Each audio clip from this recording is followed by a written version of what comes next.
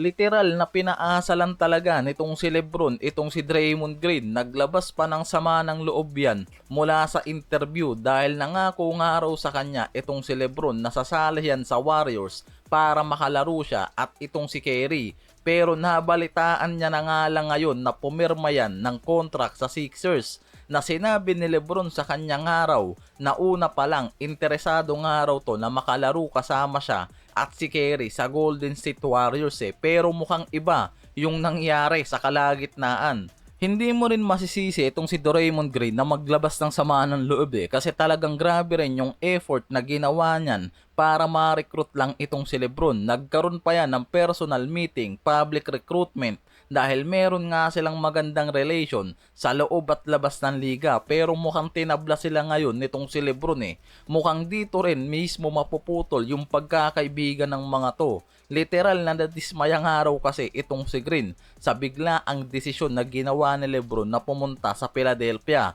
Nasayang talaga yung effort niya sa pag-recruit kay Lebron sa off-season na to. Halos siya yung sobrang gumagawa ng paraan para makuha yan at maglaro sa Warriors. Nag-adjust siya ng number jersey, nag-decline ng extension para mag-pay cut tapos napunta lang lahat sa wala Nasayang yung effort niya kaya ngayon mukhang dito matatapos yung pagkakaibigan nila Ito pa yung sinabi ni Green na wala nang araw tapos na siya ngayon dito kay Lebron. Sa interview niya pa yan mismo sinabi parang hindi mo rin kasi masisisi si Lebron na minamadali na rin kasi siya nitong si Kume para magdesisyon dahil halos isang buwan na rin since mag-umpisa ang off-season na wala pa siyang decision na mismong apektado na kasi yung buong NBA schedule at wala rin kasi nga raw nakikitang malaking upgrade na ginagawa yung general manager ng Warriors para makakumbinse itong si Lebron Sobrang bagal sa free agency. Ang dami ng mga nasayang na pangalan sa off-season na hindi nila nakuha dahil kakapokus nila kay Lebron. Ang problema kasi, mismong galing na kay Rich Paul na unang tinitignan nga raw ni Lebron sa free agency yung team na may chance para sa championship window at mukha kasing hindi niya nakikita sa Warriors. Lalo't Curry at Green na lang rin kasi ang pinaka-solid sa roster nila. Si Butler hindi pa sure kung makakalaro agad sa opening ng season. Mukhang hindi rin si Lebron ang kailangan sisihin ni Green Yung GM nilang si Dan Levy na ngayon wala pa rin talagang malinaw na target sa free agency. Baka mauwi na naman sila sa small ball lineup At mukhang yan talaga yung reason bakit hindi sa kanila sumali si Lebron. Kahit sobra na yung effort sa pag-recruit sa kanya nitong si Green at Kyrie dahil sa kanya na mismo nanggaling na hindi nga raw talaga sapat na meron lang Green at Kyrie sa lineup ngayon ng Warriors para sa championship title. Kung nakuha sana nila ng mas maaga si Davis, malamang sa malamang nasa kanila na itong si Lebron. Pero si Dan Levy kasi walang balak nga raw na magpakawala ng first rounder sa trade lang para kay Davis. Yan yung problema Kaya mukhang walang malaking upgrade na magiging legit champion contender na nakita itong si Lebron sa Warriors. Kaya mas pinili niya itong Philadelphia na mismong nakikita kasi ni Lebron na kahit na intayin niya na umabot sa 3 weeks o lagpas pa yung free agency decision niya, yung market kasi nag-iiba-iba yung takbo at yung Warriors walang ginagawang galaw para sa roster upgrade. Kaya yon yung pinaka-reason Hindi big 3 ang gusto ni Lebron. Ang Miami kasi may Adebayo, Giannis, ang Warriors may Green at Curry. Ang Cavaliers may Mitchell at Harden. Samantalang ang Sixers may Embiid, Tyrese Maxey, Jaylen Brown plus rising star tulad ni BJ Edgecomb. Big 5 talaga yung gusto nitong si Lebron.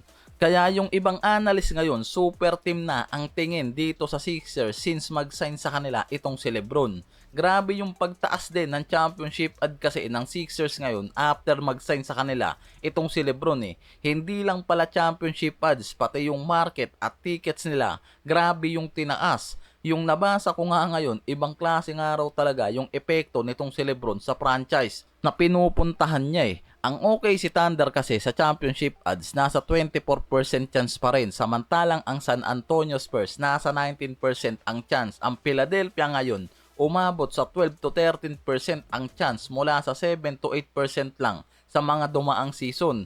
Kaya halos 5% agad yung tinaas ng mga yan sa championship odds. after nilang makuha si Lebron, hindi pa man naglalaro at di pa nag-uumpisa ang regular season. Hindi na rin bago dahil mula sa Miami, Cavaliers at Lakers hindi bumaba sa 25% ang championship chance nila kapag may Lebron. Kaya sobrang laki ng benefits at mukhang talagang pumaldo ang Sixers ngayon after na pumirma sa kanila itong si Lebron.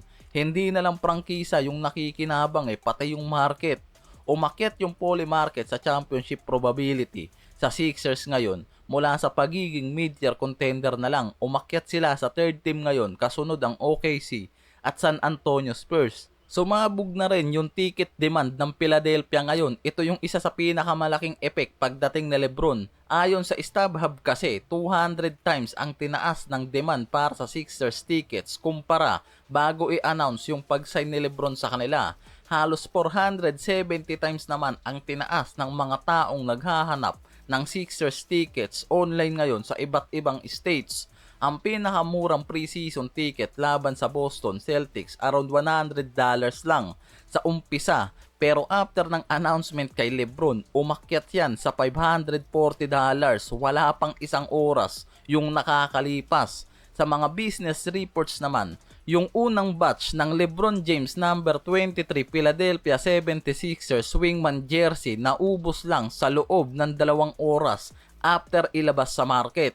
Ito yung indication nga raw talaga ng napakalaking commercial value ni Lebron kahit nasa 40 na yan Based pa sa mga NBA analyst na hindi lang kasi talaga basketball ang dala ni Lebron sa franchise kundi buong business rin. Kapag lumipat kasi siya ng team, kadalasang aasahan mo nga raw talaga yung sobrang taas ng buong market nila mula sa attendance, home games, ticket price, jersey at merchandise sales, TV ratings, sponsorship opportunities, national media coverage. At yan mismo yung pinaka-reason bakit tinatawag si Lebron na pinakamalaking business drive sa NBA history. At mas lalong napatunayan pa yan ngayon after mapunta siya sa Philadelphia. Parang hindi 40